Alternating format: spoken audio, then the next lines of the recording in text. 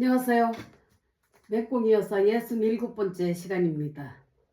오늘 아침부터 굉장히 바빴습니다. 저는 날마다 그렇게 삶이 바쁩니다. 내 삶 자체가 스케줄을 그렇게 제가 짜놓은 것이 그렇게 바빠요. 한가한 거를 제가 견디지를 못하는 그런 성격인가 봐요. 매일 저는 4시 반에 일어납니다. 4시 반에 일어나서 잠시 기도하고 또 과일 주스를 매일 아침에 짜먹고 있습니다. 사과하고 당근하고 비트 주스를 생즙을 오랜 세월 그렇게 짜먹고 건강 관리를 하고 있습니다. 그래서 5시에 둘레길 나갔습니다. 오늘 학교 나가는 날이라 일찍 학교로 가야 되기 때문에 5시에 둘레길 한 바퀴 돌고 부지런히 그냥 짧게 돌아도 한 40보 정도 됩니다. 그래 집에 와가지고 부지런히 준비하고 이제 밥 먹고 하고 8시 반까지 학교 출근입니다. 그 초등학교. 8시 반에 이제 일을 시작하면 3시간 일합니다. 그 시니어들 일하는 거 정부에서 그 일자리 제공하는 그런 일자리입니다. 힘들지 않아요. 시간 3시간만 때우면 되는 거거든요. 그래서 학교에서 일하고 있는데 연극하는 그 회장님이 연락이 왔어요. 묵은 김치가 있으니까 집으로 오라고. 그래서 이제 부지런히 일이 끝나고 12시 반에 그 회장님 댁으로 이제 갔습니다. 차가 있으니까 그렇게 기동성 있게 움직이지 대중교통은 그냥 거저 준다고 해도 진짜 갖다 먹을 수가 없어요. 시간도 없고 너무 힘들고 해서. 그래서 12시 반에 그 회장님 집에 도착하니까 감동했어요. 일하고 왔다고 점심시간이라고 따뜻하게 밥 한 끼 먹여서 보낸다고 세상에 따뜻한 밥을 콩밥을 해가지고 콩나물국을 끓이고 햇김치를 또 어저께 포기김치 담았대요. 포기김치랑 해서 나물을 무치고 생선 또 한 토막을 굽고 그렇게 해서 따뜻하게 밥 한 끼를 차려주시는데 얼마나 고맙던지. 회장님은 불교 신자입니다. 저는 기독교인이고 회장님한테 허락받고 그랬어요. 회장님, 제가 너무 이렇게 감동스러운 따뜻한 밥상을 받아보니까 그냥 먹을 수가 없습니다. 종교는 달라도 제가 기독교식으로 감사 기도를 하고서 밥을 먹겠습니다 했더니 그렇게 하라고 하더라고요. 그래서 감사하게 잘 먹겠다는 기도와 우리 회장님이 무릎이 아파서 좀 연세가 있으니까 83세시거든요. 그래서 활동하는데 조금 좀 어려움이 있으셔가지고 회장님의 건강을 위해서 기도하고 그리고 김치를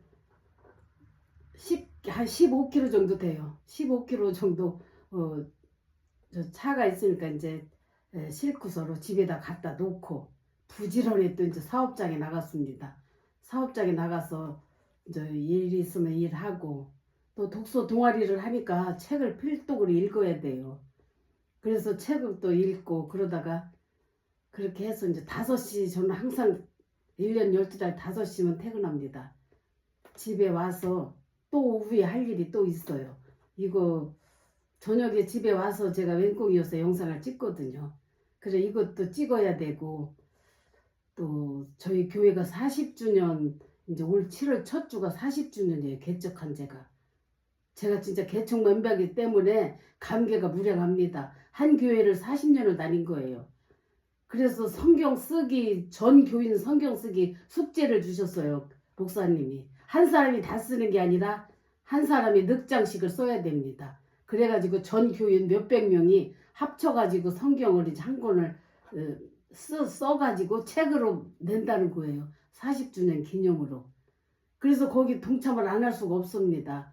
그래서 또 저녁에 또 성경 쓰기 하고 그렇게 하면 또 일 마무리 됩니다. 하루 일과가. 그렇게 해서 또 잠자리에 들곤 합니다. 이렇게 오늘 바쁜 하루를 보냈습니다. 일기 또 공개하겠습니다. 67번째입니다. 상인애랑 도마도 사러 가다. 예배 후에 2시 반에 상인을 만나서 경기도 태촌으로 도마도를 사러 갔다. 태촌에서는 우리 친구가 도마도 농사를 수년간 그렇게 하우스로 짓고 있는데 아주 농사를 잘 짓고 돈도 많이 벌었습니다. 도마도 농사해가지고. 친구를 찾아갔더니 반갑게 맞아줘서 너무 고마웠다. 프리드와 상이는 함께 농장도 구경하고 싱싱하고 맛 좋은 토마토를 구경을 했다. 아주 하우스 안에 그 토마토 그 넝쿨이 사람 키보다도 훨씬 크지요. 그렇게 해가지고 그냥 주렁주렁 열린 거를 보면 신기하더라고요. 그냥 이렇게 사 먹는 것보다 직접 토마토 농장에 가서 그 달린 토마토를 그렇게 구경하고 거기서 이렇게 따가지고 사가지고 오면은 아주 색다른 또 즐거움이 있더라고요. 그렇게 토마토를 상이도 사고 나도 사가지고 오다가 남한산성 옹기그릇 상점에 들렸습니다. 거기는 옹기로 만든 모든 작품이에요. 도자기처럼 그렇게 별걸 다 있어요. 하여튼 뭐 인형 같은 장식용도 있고 작은 그릇에서부터 굉장히 큰 상점인데 아주 구경할 게 참 많아요. 거기를 상이와 프레드를 데려갔더니 아주 볼거리가 많다고 굉장히 좋아하더라고요. 그래서 한참 또 쇼핑을 했습니다. 또 필요한 건 사고. 그래서 상이와 프레드가 너무 좋아하는 걸 보니까 내가 데려오기를 잘했다 생각했습니다. 프레드가 외국인이기 때문에 저는 잠시 어디를 가도 저렇게 한국적인 거를 보여주고 싶더라고요. 그래서 오밀조밀하게 장식용도 여러 가지가 있고 그릇도 여러 가지가 있다. 오랫동안 쇼핑을 했다.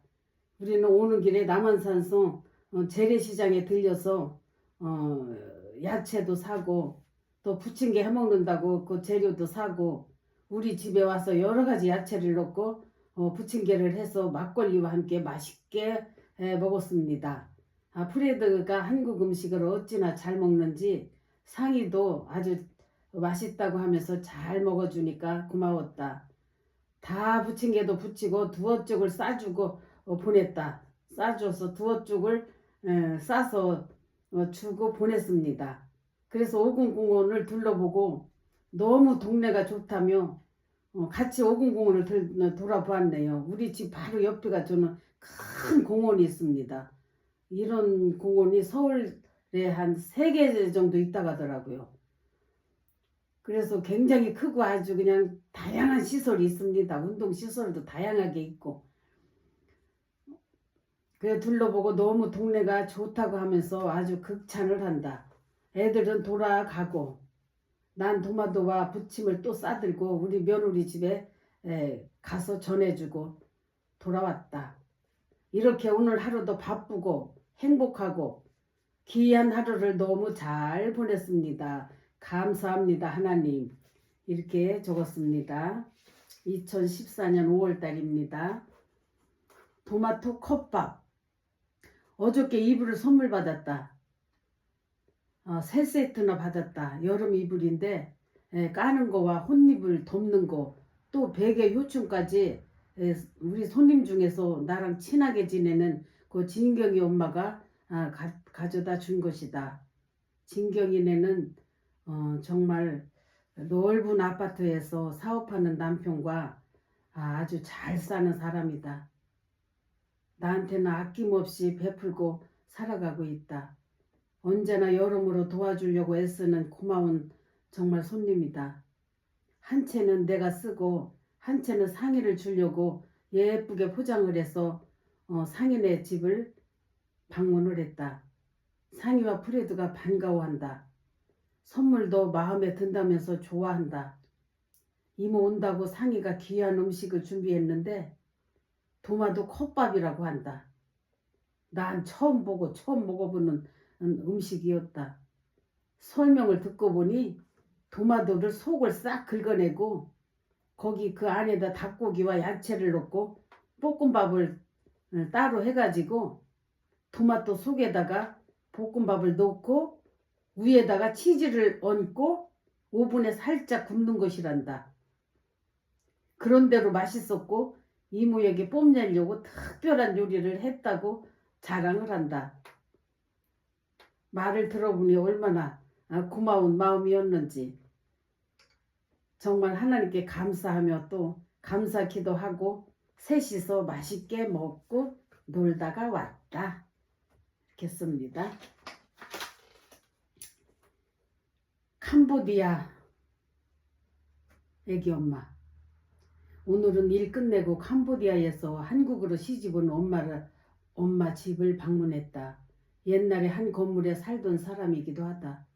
남편과 나이 차이가 20년 이상 차이가 있는데 꼭 한국 사람처럼 생겼고 한국말도 잘하고 똑똑하고 지혜롭고 예쁘기까지 하다. 예의도 아주 바른 사람이다. 남편 옷과 그 애기 엄마 옷과 애들 옷을 두 보따리를 전해주니까 너무너무 고마워한다. 요즘은 구청에서 일자리를 줘가지고 무슨 선생님으로 일을 한다고 한다. 근데 외국인들이 이제 한국에 오면 병원에 가잖아요. 그러면 의사 선생님과 소통이 잘 안 되니까 구청에서 그런 일자리를 줬다고 하더라고요. 그래서 그 외국인이 많이 오는 그런 병원에서 이제 통역을 해준 통역사로 일을 하고 있더라고요. 그런 일을 다니니까 화장도 아주 이쁘게 하고 직업이 이제 있으니까 이쁘게 이제 자기 자신을 꾸미더라고요. 예쁘게 하고 나는 너무 안쓰러운 마음에 늘 챙겨주곤 했었다. 내가 여러 가지 옷을 주니까 그 다양한 옷을 입고 출근을 하니 얼마나 기쁘겠는가. 아주 고마워하는 그런 애기 엄마다. 만날 때마다 그에게 오히려 내가 기쁨을 얻곤 한다. 주는 자보다 내가 그 엄마한테 받는 기쁨이 있다.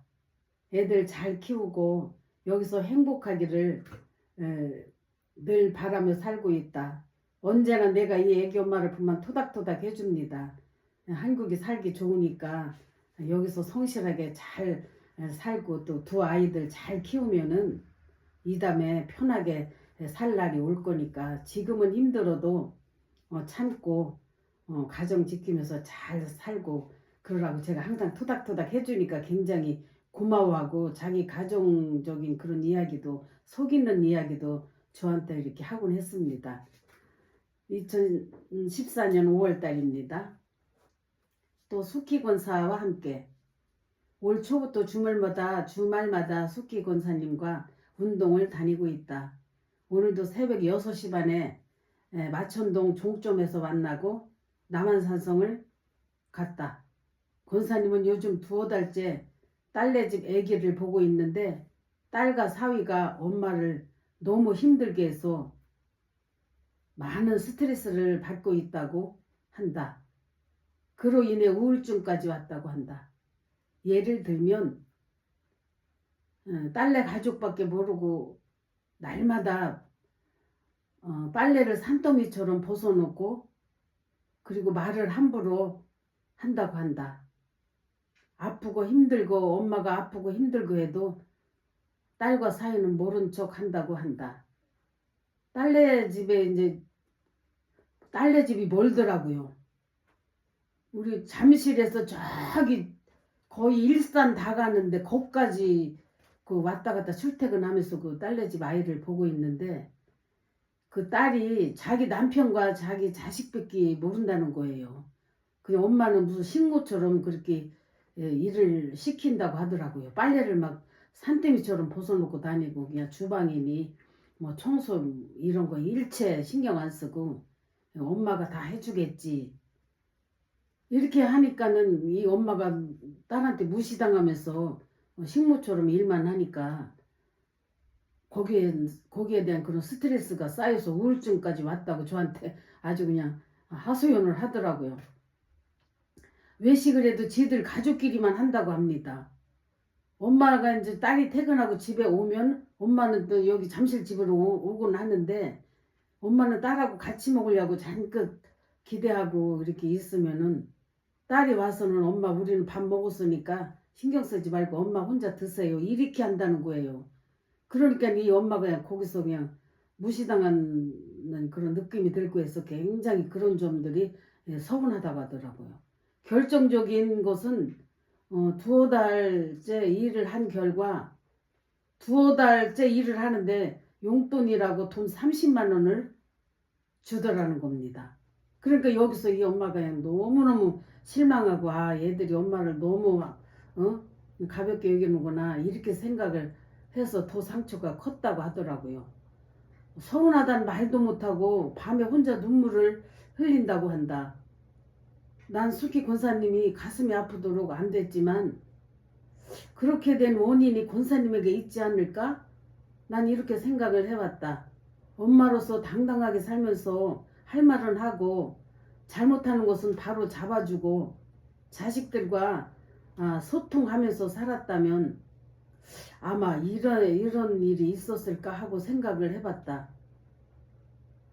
숙희 권사님은 6월달까지만 하고 그만두겠다고 말을 한다고 한다. 아마 큰 불화 없이 잘 정리되길 바란다. 불화가 없이 딸과의 그 관계가 잘 끝나야 되는데 제 입장에서는 걱정이 되더라고. 애기는 누가 봐요 그럼. 두 부부가 아침에 일하러 가면 저녁에 오는데 다른 사람한테 맡겼겠지요. 그래서 두 엄마와 딸이 잘 화해하고 좋은 관계로 잘 지내기를 기도하며 또 제가 위로를 했습니다. 다음은 제미 언니입니다. 오늘 토요일이라 아침에 산에 갔다가 1시에 가게문을 열었다. 2시쯤 제미 언니가 오랜만에 놀러 오셨다. 간만에 만났으니 할 말이 많았다. 올 9월에 아들 결혼을 한다고 한다. 은행에 다니는 아가씨고 대가족 속에서 자란 아가씨라서 예의가 바르고 착하다고 한다. 걱정이 있다면 결혼식을 아주 인류 고급 예식장에서 하고 싶다고 한다는 것이다. 강남에 있는 예식장을 예약을 했다고 한다.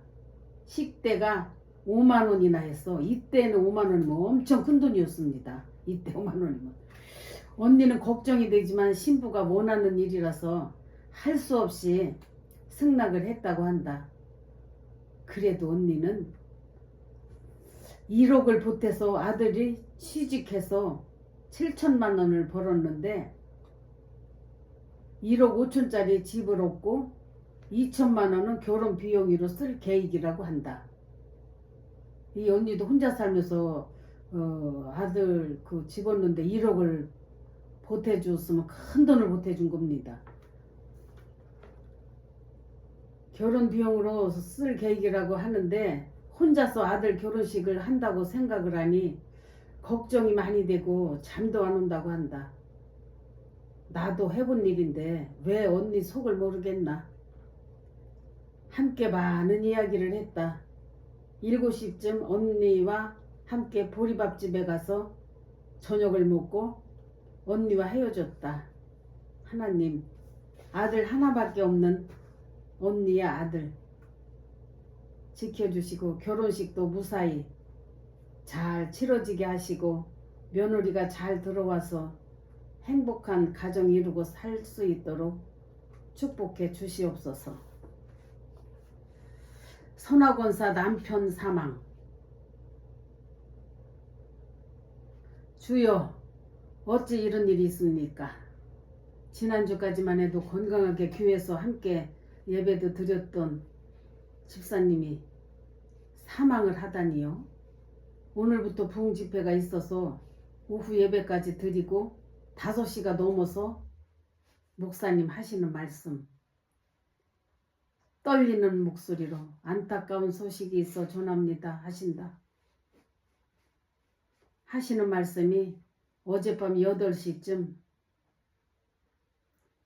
류 대열 집사님이 심장마비로 사망하여 경찰병원 영안실에 있습니다 하시는데, 갑자기 전 교인들이 부흥회에서 은혜 받은 직후인데 무슨 말씀인가 하고 정말 모두가 멘붕 상태였다. 8시에 추모 예배가 있다고 해서 참석을 해보니 사망이 사실이었다. 선화권사는 졸도에서 링걸 맞고 있고 병실에 있어서 얼굴도 안 보이고 갑자기 남편이 그렇게 사망을 하니까 그 부인이 졸도를 한 거예요, 글쎄. 그래서 장례식에 가니까 손님들을 받을 수가 없이 그냥 병원에 누워 있더라고요, 링겔을 맞고. 두 딸 나이가 19살과 20살 정도 되었다. 앞으로 여자 혼자서 두 딸과 시어머니를 모시고 어떻게 살 것인지 너무너무 가슴이 아파서 정말 눈물밖에 나오지 않았다. 주여, 속히 이 고통을 지나가게 하소서. 할 말이 없습니다. 망자 나이 54살이다. 나중에 알고 보니 우울증이 심한 상태라고 하는데 자살인 것 같았습니다. 2014년 6월달입니다. 둘째 언니의 사망. 요즘은 웬일인지 내가 정신이 없을 정도로 세상이 분주하게 돌아가고 있다. 5일 아침에 운동을 다녀오자마자 둘째 언니의 사망 소식을 들었다. 14년을 병상에서 누워만 살던 언니가 돌아가셨다는 소식을 들었다. 언니 딸 경숙이 전화를 받았다. 사망 소식은 외가 쪽은 이모인 날 보고 전화라는 부탁을 받았다. 아침부터 12시까지 일일이 문자를 보냈다. 우리 둘째 언니네 그 언니부터 또 그 자손들까지 외갓집 식구와 왕래를 안 하고 살아서 다 연락을 모르더라고요. 그러니까 이런 상을 당했어도 외갓집에 일일이 연락을 할 수가 없으니까 저하고만 가끔 전화통화를 했기 때문에 저한테만 문자가 왔더라고요. 전화가. 그렇게 보내달지 외갓집에 전부 다 이모가 소식을 좀 전해달라고. 그래서 우리네 황씨 집안 쪽 이세들 조카들까지 한 20명이 넘게 문자를 보내고 난 7시에 우리 작은 아들 차를 타고 상이와 셋이서 의정부 장례식장에 찾아갔다. 언니의 사진을 보니 눈물보다는 반가움이 나는 앞섰다. 뼈와 가정만 붙었던 언니의 생전의 모습이었었는데 건강할 때 찍은 영정 사진을 보니까 반가웠다. 우리 작은 아들과 상이와 은숙이는 문상하고 돌아가고 나는 이틀 동안 도봉동 언니 집에서 자고 다니면서 조카들을 위로하고 장례식장을 지켰다. 언니의 마지막을 끝까지 지켜보았다. 모든 조카들이 다 다녀갔다. 반갑고 고마웠다. 조치원 사는 우리 큰조카 옥경이 조카까지 조치원에서 오고 덕분에 미아리 언니가 큰 손님을 치르셨다. 조용히 두 분만 사시는 집에 나와 옥경이 동생 셋을 재워주고 밥을 해주고 막내 오빠까지 오늘은 함께 참여해서 밥을 먹었다. 작년은 토요일 7일 토요일 7일 10시에 출발을 해서 벽제 화장터에 가서 모든 절차가 끝나니까 1시였다. 오는 길에 한식 뷔페집에서 밥을 먹고 의정부 병원에 2시 반에 도착을 하고 수고한 모든 조카와 지인들과 작별 인사를 하고 헤어졌다. 옥경이는 서울역으로, 동생은 부천으로, 나는 잠실로. 모두가 피곤한 상태였다. 이번 장례에도 창현이가 너무 많이 수고했다. 창현이는 그 망자의 둘째 아들입니다. 결혼도 못하고 그동안 부모님 병수발을 했었다. 이젠 제발 좋은 짝꿍 만나서 가정을 이루고 행복하게 살았으면 정말 좋겠다. 49제에 참석했으면 하고 생각하고 있었는데 언니랑 함께 49제에 참석했으면 생각했다. 하나님, 모든 일을 잘 끝내고 집으로 왔습니다. 모두가 피곤치 않게 하시고 하나님의 전신갑주로 입혀주셔서 엄마를 떠나보낸 우리 둘째 언니의 자손들에게 하나님 함께 하시고 평탄한 길을 열어 주시옵소서. 하는 일 가운데도 형통케 하여 주시옵소서. 이렇게 썼습니다. 오늘은 여기까지 하겠습니다.